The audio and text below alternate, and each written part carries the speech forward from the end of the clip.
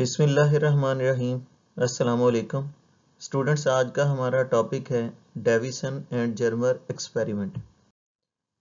Deviation and Germer experiment बहुत important topic है, लेकिन इस टॉपिक को डिस्कस करने से पहले मैं आप लोगों को प्रीवियस लेक्चर में से कुछ पॉइंट्स याद करवा दूं कि हमने लास्ट लेक्चर में डी ब्रॉगली हाइपोथेसिस को डिस्कस किया था।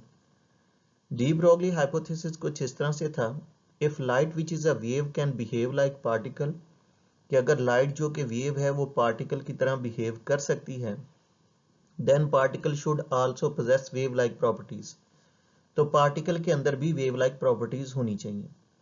और हमें मालूम है कि लाइट वेव है क्योंकि इसमें इंटरफेरेंस, डायफ्रैक्शन, पोलराइजेशन वगैरह होती है जो फर्स्ट ईयर फिजिक्स में पढ़ाई जाती है। लेकिन लाइट वेव है वो पार्टिकल की तरह भी बिहेव करती है। Photo electric effect, Compton effect, pair production में इसने पार्टिकल की तरह बिहेव किया। तो लाइट जो कि वेव है, अगर वो पार्टिकल की तरह बिहेव कर सकती है तो पार्टिकल के अंदर भी वेव लाइक प्रॉपर्टीज होनी चाहिए। यानी पार्टिकल पार्टिकल की प्रॉपर्टीज तो रखेगा ही, लेकिन उसमें वेव लाइक प्रॉपर्टीज भी होंगी। और प्रीवियस टॉपिक में हम लोगों ने डी ब्रॉगली वेवलेंथ का फार्मूला बनाया था। डी ब्रॉगली रिलेशन था हमारे पास, lambda is equal to h/mv, और हम लोगों ने दो कैलकुलेशन की मदद से प्रूव किया था कि पार्टिकल की वेव नेचर होती है, पार्टिकल के साथ वेव लाइक प्रॉपर्टीज होती हैं। और ये भी जान लिया था कि जो हाई मास और लो स्पीड वाले पार्टिकल होते हैं उनके वेव इफेक्ट्स नहीं ऑब्जर्व होते, लेकिन लो मास और हाई स्पीड होगी तो उनके वेव इफेक्ट्स ही मेजर हो सकते हैं, जिस तरह इलेक्ट्रॉन, प्रोटॉन, इस तरह छोटे पार्टिकल जो उनके ही मेजर होते हैं। तो बच्चों, हम लोग बेसिकली पार्टिकल की वेव नेचर को प्रूव करने की कोशिश कर रहे हैं कि पार्टिकल में पार्टिकल की प्रॉपर्टीज तो होंगी ही, लेकिन उसमें वेव लाइक प्रॉपर्टीज भी पाई जाएंगी। बच्चों, पार्टिकल की वेव लाइक प्रॉपर्टीज को प्रूव करने के लिए ही डेविसन जर्मर एक्सपेरिमेंट आपको पढ़ाया जा रहा है। तो देखें, टॉपिक का स्टार्ट ही इस बात से हो रहा है कि convincing evidence of the wave nature of electron. Electron मतलब पार्टिकल की वेव नेचर को प्रूव करने का जो कन्विंसिंग एविडेंस था, जिससे आप लोग कायल हो जाएंगे, वो क्लिंटन जोसेफ डेविसन और लेस्टर हार्वर्ड जर्मर ने किया। यानी लेस्टर हार्वर्ड जर्मर और क्लिंटन जोसेफ डेविसन ने एक कन्विंसिंग एविडेंस दिया कि पार्टिकल की वेव नेचर होती है। यानी जो डी ब्रॉगली हाइपोथेसिस है ना, यूं समझें कि हम लोग उसको मजीद आगे बढ़ा रहे हैं। हम ये प्रूव करने जा रहे हैं कि लाइट जो कि वेव है, अगर वो पार्टिकल की तरह बिहेव कर सकती है तो पार्टिकल पार्टिकल के तौर पर तो बिहेव करेंगे ही, लेकिन पार्टिकल की वेव नेचर होगी। तो हम पार्टिकल्स की वेव नेचर को प्रूव करने जा रहे हैं, और पार्टिकल की वेव नेचर को प्रूव करने के लिए ही क्लिंटन जोसेफ डेविसन और लेस्टर हार्वर्ड जर्मर ने कन्विंसिंग एविडेंस दिया। अब उन्होंने क्या बताया? दे शोड दैट, उन्होंने ये दिखाया कि electron are diffracted from metal crystal, कि इलेक्ट्रॉन जो होते हैं ना वो मेटल क्रिस्टल से डायफ्रैक्ट करते हैं एग्जैक्टली द सेम मैनर, बिल्कुल वैसे ही जिस तरह से एक्सरे या दूसरी वेव्स डायफ्रैक्ट करती हैं। सबसे पहले आप लोगों को याद होगा कि डायफ्रैक्शन क्या होती है। हम लोग लाइट वेव्स के लिए डायफ्रैक्शन की बात करते थे फर्स्ट ईयर फिजिक्स में, कि bending of light waves around the obstacle, के किसी भी ऑब्स्टिकल के गिर्द लाइट वेव्स का बेंड करना डायफ्रैक्शन होता है। डायफ्रैक्शन एक वेव प्रॉपर्टी है। लेकिन यहां पर ये डायफ्रैक्शन जो वेव प्रॉपर्टी है, हम लोग इलेक्ट्रॉन यानी पार्टिकल के लिए बता रहे हैं कि यानी पार्टिकल के अंदर भी वेव लाइक प्रॉपर्टीज हैं। तो डेविसन और जर्मर हमें ये बता रहे हैं कि जो इलेक्ट्रॉन है वो डायफ्रैक्ट करते हैं, यानी वेव लाइक प्रॉपर्टीज रखते हैं। और डायफ्रैक्ट करते हैं कहां से? मेटल क्रिस्टल से, बिल्कुल वैसे ही जिस तरह से एक्सरेज या दूसरी वेव्स डायफ्रैक्ट करती हैं। ये हम लोगों ने पढ़ा हुआ है, ये फर्स्ट ईयर फिजिक्स में टॉपिक है, diffraction of X-rays by crystals. और उसमें WL ब्रैग, WH ब्रैग की एक हमने इक्वेशन पढ़ी थी, ब्रैग्स इक्वेशन, और उसमें हमने एक्सरेज की डायफ्रैक्शन जो है क्रिस्टल से, उसका फार्मूला भी बना रखा है। तो बहरहाल जो इलेक्ट्रॉन होते हैं ना, वो भी मेटल क्रिस्टल से वैसे ही डायफ्रैक्ट करेंगे, मेटल क्रिस्टल से यानी एटम्स के दरमियान की स्पेस से वैसे मुड़ेंगे, वैसे ही डायफ्रैक्ट करेंगे जिस तरह से एक्स रेज या दूसरी वेव्स डायफ्रैक्शन प्रॉपर्टी शो करती हैं। अब जो एक्सपेरिमेंटल सेटअप है, ऑपरेटर्स इस काम के लिए जो यूज किया गया वो आपको सामने फिगर में दिखाया जा रहा है। इस ऑपरेटर्स के अंदर आपको तीन मेन चीजें नजर आ रही होंगी। एक तो ये इलेक्ट्रॉन गन है, ये 14 चैप्टर में CRO में भी पढ़ाई जाती है। इसमें ये ब्लॉक डायग्राम है टोटल, तो इसमें सारा नहीं दिखाया गया। फिलामेंट कैथोड को हीटअप करता होता है, कैथोड से इलेक्ट्रॉन निकलते होते हैं, आगे एनोड्स लगे होते हैं जिन पर पॉजिटिव पोटेंशियल होता है। तो कैथोड और एनोड के दरमियान जो पोटेंशियल डिफरेंस होता है, कैथोड नेगेटिव होता है और ये एनोड जो होते हैं ये पॉजिटिव होते हैं, इनके दरमियान पोटेंशियल डिफरेंस ही इलेक्ट्रॉन को एक्सेलरेट करता है। तो ये इलेक्ट्रॉन की कंप्लीट फंक्शनिंग अगर आपको समझ नहीं है तो CRO वाला टॉपिक जो है उसको रिव्यू करें ज़रा, तो उसमें आपको पता चल जाएगा। बहरहाल एक तो इसमें ये इलेक्ट्रॉन गन है जो इलेक्ट्रॉन हमें प्रोवाइड करेगी। आगे हमारे पास निकल क्रिस्टल है जिसके ऊपर ये इलेक्ट्रॉन बीम आके टकराएगी और इलेक्ट्रॉन इसमें से डायफ्रैक्ट होकर आगे जाके एक डिटेक्टर में दाखिल होंगे। जब इलेक्ट्रॉन डिटेक्टर में दाखिल होंगे तो वहां फ्लो करेंगे और फ्लो ऑफ इलेक्ट्रॉन करंट कहलाता है, जिसके तौर पर इलेक्ट्रॉन डिटेक्ट हो जाएगा। तो बात ये हो रही थी कि अपरेटस जो इसके लिए इस्तेमाल होना है इलेक्ट्रॉन यानी पार्टिकल की वेव नेचर को प्रूव करने के लिए, जो हमने अपरेटस इस्तेमाल करना है वो आपको फिगर में दिखाया गया है। अब इसमें जो इलेक्ट्रॉन है from heated filament are accelerated through adjustable applied voltage V, इसमें आपने इलेक्ट्रॉन को एक्सेलरेट करना है। हीटेड फिलामेंट से जो इलेक्ट्रॉन होंगे उनको एक्सेलरेट करना है पोटेंशियल डिफरेंस वी से। मैंने आपको बताया ना कि ये एक्चुअली तो पूरी फंक्शनिंग नहीं बताई गई कि फिलामेंट ने कैथोड को हीटअप करना है, फिर उससे इलेक्ट्रॉन निकलते हैं, फिर कैथोड चूंकि नेगेटिव होता है और ये नोड जो आगे लगाए गए ना सिंबॉलिकली, इन पर पॉजिटिव पोटेंशियल होता है, तो कैथोड से जो इलेक्ट्रॉन निकलता है नेगेटिव चार्ज उन पॉजिटिव चार्जेस की तरफ दौड़ता है। तो कैथोड नेगेटिव है, नोड पॉजिटिव, इनके दरमियान जो पोटेंशियल डिफरेंस होता है वही इसको एक्सेलरेट करवाता है, किनेटिक एनर्जी देता है।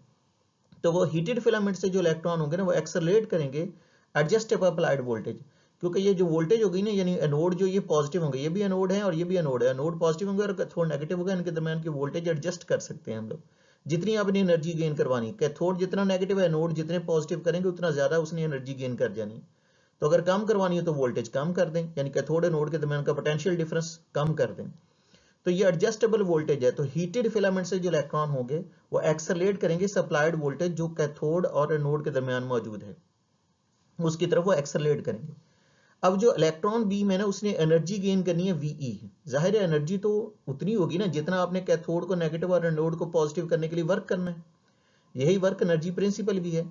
कैथोड आपने ये नेगेटिव करना है और एनोड पॉजिटिव करने, तो इनको इसको नेगेटिव और इसको पॉजिटिव करने के लिए यानी यहाँ पोटेंशियल डिफरेंस के लिए जितना वर्क करेंगे ना उतनी वो एनर्जी गेन करेगा और वो एनर्जी किनेटिक एनर्जी उस वर्क के बराबर होगी। और किनेटिक एनर्जी वर्क के बराबर, और वर्क इलेक्ट्रिक पोटेंशियल की डेफिनेशन से हमें पता है, इलेक्ट्रिक पोटेंशियल होता है ना V is equal to work on unit charge, तो W is equal to q V होता है।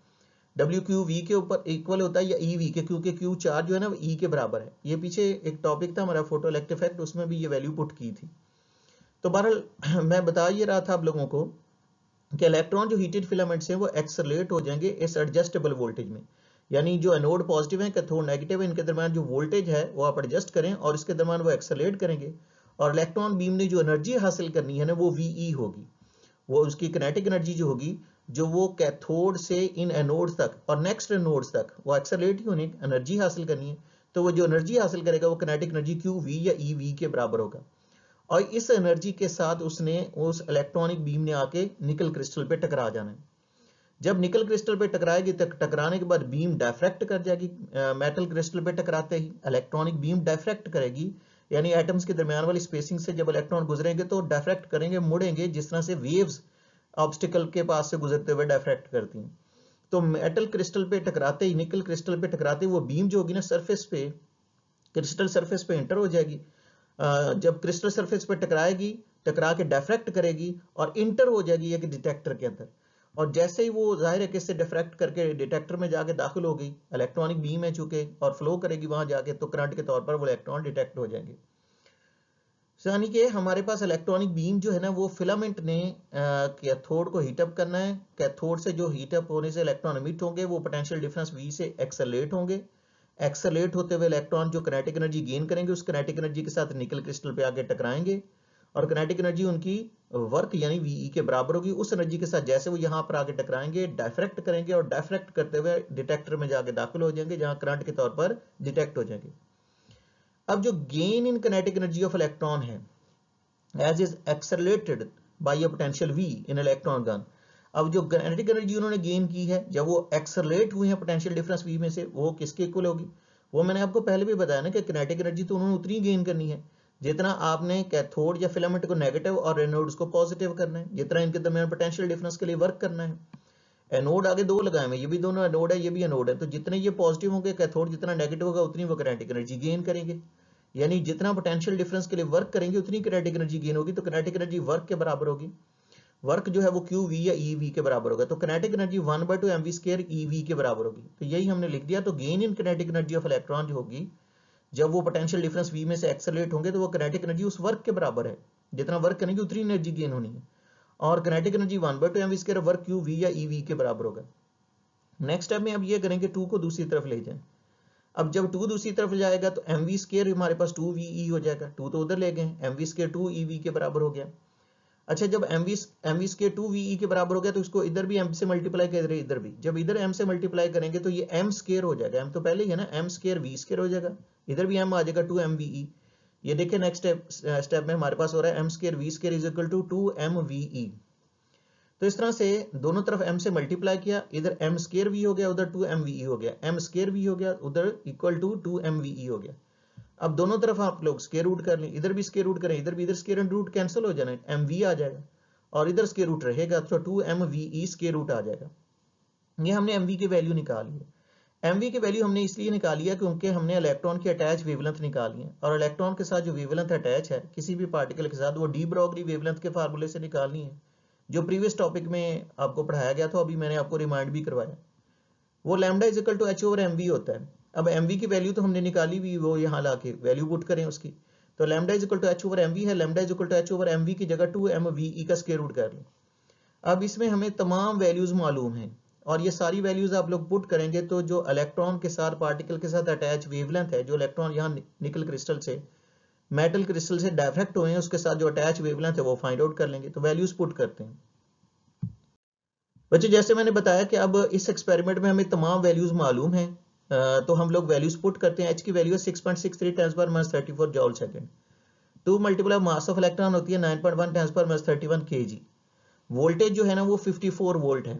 ये कैथोड और एनोड्स के दरमियान जो पोटेंशियल डिफरेंस जो वोल्टेज है ना, वो एक्सेलरेटिंग वोल्टेज जिससे वो इलेक्ट्रॉन कैथोड से एनोड तक एक्सेलरेट हुए हैं, वो 54 वोल्ट है। वोल्ट भी लिख सकते हैं, जॉल पर कूलम भी लिख सकते हैं। और इलेक्ट्रॉन का चार्ज है 1/6 10⁻19 कूलम। तो बच्चों ये सारी वैल्यूज पुट करें, इनको मल्टीप्लाई करके स्क्वायर रूट करें, फिर ऊपर वाला फैक्टर जो उससे जो नीचे का आंसर आएगा उससे डिवाइड करेंगे, तो हमारे पास इलेक्ट्रॉन के साथ अटैच वेवलेंथ जो है वो निकल आएगी 1.66 10⁻10 मीटर। देखिए इससे प्रूव तो हो रहा है कि इलेक्ट्रॉन सिर्फ पार्टिकल नहीं है, बल्कि पार्टिकल के अंदर पार्टिकल के अलावा वेव लाइक प्रॉपर्टीज हैं, क्योंकि उसकी वेवलेंथ निकल आई है। और ये ऑब्जर्वेबल वेवलेंथ है, क्योंकि एक्सरेज की भी यही वेवलेंथ होती है, 10⁻10 मीटर के ऑर्डर में ही होती है। लेकिन हम चूंकि पीछे कह के आए हैं कि इलेक्ट्रॉन डायफ्रैक्ट करता है वैसे ही जिस तरह से एक्सरेज डायफ्रैक्ट करती हैं, तो एक्सरेज की जो क्रिस्टल से डायफ्रैक्शन होती है उसका हमारे पास एक फार्मूला मौजूद है जिसको हम ब्रैग्स इक्वेशन कहते हैं। तो इलेक्ट्रॉन की यही वेवलेंथ जो हमने अभी एक्सपेरिमेंटली निकाली है, इसको जरा उस फार्मूला से कंफर्म करते हैं। तो this beam of electron is diffracted from crystal, जो कि क्रिस्टल सरफेस से डायफ्रैक्ट हुई है और जिसका ग्लांसिंग एंगल 65 डिग्री है। अच्छा, ये ग्लांसिंग एंगल भी नोट कर लीजिएगा। ग्लांसिंग एंगल होता है complement of angle of incidence. Angle of incidence का जो कॉम्प्लीमेंट होता है ना, वो उसको ग्लांसिंग एंगल कहते हैं। दूसरी तरह से आप यूं भी कह सकते हैं कि ये जो क्रिस्टल की सरफेस के साथ एंगल बन रहा है ना, वो glancing angle, complement of angle of incidence. जैसे फर्ज कर लो ना कि ये टोटल एंगल हमारे पास 90 डिग्री का हो, उसमें से ये 30 का हो, ये फाई जो लिखा हुआ है, अगर 90 में से ये आप 30 निकाल देंगे, ये कॉम्प्लीमेंट निकलेगा ना, 90 में से 30 निकालोगे तो बाकी ये जो 60 का निकलेगा वो आपका ग्लांसिंग एंगल होगा। ये सरफेस के साथ बनता होता है, और यही हमारे लिए इंपॉर्टेंट होता है कि सरफेस मेटल क्रिस्टल ने कितना उसको डायफ्रैक्ट करवाया, इसलिए ग्लांसिंग एंगल यहाँ पर रिक्वायर्ड है। तो आप कह सकते हैं इसकी डेफिनेशन यूं की जाती है, complement of angle of incidence के एंगल ऑफ इंसिडेंस का जो कॉम्प्लीमेंट होता है उसको ग्लांसिंग एंगल कहा जाता है। तो बीम ऑफ इलेक्ट्रॉन जो है ना वो क्रिस्टल सरफेस पे टकराई, और टकरा के जब निकली है, डायफ्रैक्ट की है, तो उसका ग्लांसिंग एंगल जो है ना वो 65 डिग्री है। अब ब्रैग्स इक्वेशन लगाएं जरा। Bragg's equation 2d sin theta is equal to m lambda होती है। अब इसमें हमें तमाम वैल्यूज मालूम है। डायफ्रैक्शन फर्स्ट ऑर्डर के लिए करते हैं, ऑर्डर्स का फर्स्ट ईयर फिजिक्स में बताया जाता है। अब 2 मल्टीपल बाय d जो इंटरप्लेनर स्पेसिंग है ना, दो प्लेन्स के दरमियान, निकल के दो प्लेन्स के दरमियान जो इंटरप्लेनर स्पेसिंग होती है वो 0.91 10⁻10 मीटर होती है। सारी वैल्यूज इसमें पुट कर दें। 2 मल्टीपल बाय d की वैल्यू है 0.91 10⁻10 मीटर, अभी बताई है। और sine theta glancing angle 65 degree है, 65 साइन 65 करके इन फैक्टर से मल्टीप्लाई करेंगे तो वेवलेंथ आ जाएगी 1.65 10⁻10 मीटर। अब देखें ये हमारा एक थियोरेटिकल रिजल्ट है और ये एक एक्सपेरिमेंट रिजल्ट है, ये दोनों तो मैच कर रहे हैं, सेम आंसर आ रहा है। यानी हमारी एक्सपेरिमेंटली ऑब्जर्व वेवलेंथ जो है ना, जो पार्टिकल यानी इलेक्ट्रॉन के साथ जो वेवलेंथ अटैच है, जो हमने एक्सपेरिमेंटली ऑब्जर्व की है, वो is in excellent agreement with theoretical predicted wavelength. जो थियोरेटिकली हमने प्रेडिक्ट किया उसके साथ वो मैच कर रही है। यानी जितनी थ्योरेटिकल वेवलेंथ आ रही है उतनी एक्सपेरिमेंटल वेवलेंथ भी आ रही है। तो इसका मतलब हुआ कि इलेक्ट्रॉन के साथ यानी पार्टिकल के साथ वेवलेंथ अटैच है, पार्टिकल की वेवलाइक प्रॉपर्टीज होती हैं। लेकिन ये भी बताते चलें कि ये जो डायफ्रैक्शन पैटर्न है ना, ये सिर्फ इलेक्ट्रॉन के लिए ऑब्जर्व नहीं हुआ। लेटर ऑन देखा गया कि प्रोटॉन है, न्यूट्रॉन है, हाइड्रोजन एटम, हीलियम एटम, बाकी जितने भी हैं जिनकी भी स्मॉल मास और हाई स्पीड होगी, उनके साथ सबके साथ वेव अटैच होती है, and thereby giving a substantial evidence for the wave nature of the particle. और यहाँ से हमें पार्टिकल की वेव नेचर का एक पक्का सबूत जो है हमारे पास आ गया। यानी यूं समझ लें कि एक्चुअली डी ब्रॉगली का हाइपोथेसिस प्रूव हो गया। यानी एक हाइपोथेसिस था कि लाइट वेव है वो पार्टिकल की तरह बिहेव करती है, तो जो पार्टिकल होते हैं उनको पार्टिकल के अलावा वेव लाइक प्रॉपर्टीज रखनी चाहिए, और पार्टिकल के अंदर वाकई वेव लाइक प्रॉपर्टीज प्रूव हो गई। पार्टिकल के अंदर पार्टिकल नेचर तो थी ही, लेकिन उनके साथ वेव लाइक प्रॉपर्टीज भी प्रूव हो गई। अब बच्चों इनकी जो ड्यूल नेचर है, बेसिकली इसको वेव पार्टिकल ड्यूलिटी कहा जाता है, क्योंकि जो रेडिएशन होती है यानी इलेक्ट्रोमैग्नेटिक वेव्स होती हैं, उनके अंदर भी वेव की और पार्टिकल की प्रॉपर्टीज होती हैं, और जो मैटर होते हैं यानी पार्टिकल्स होते हैं उनमें भी पार्टिकल और वेव दोनों प्रॉपर्टीज होती हैं। तो ये ड्यूल जो पार्टिकल की नेचर्स है, इसके वर्क के लिए लुइस डी ब्रोगली को 1929 में नोबेल प्राइज दिया गया, क्लिंटन जोसेफ डेविसन को भी, और जेपी थॉमसन को नोबेल प्राइज 1937 में दिया गया, क्योंकि इन्होंने कंफर्म किया wave nature of the particle को।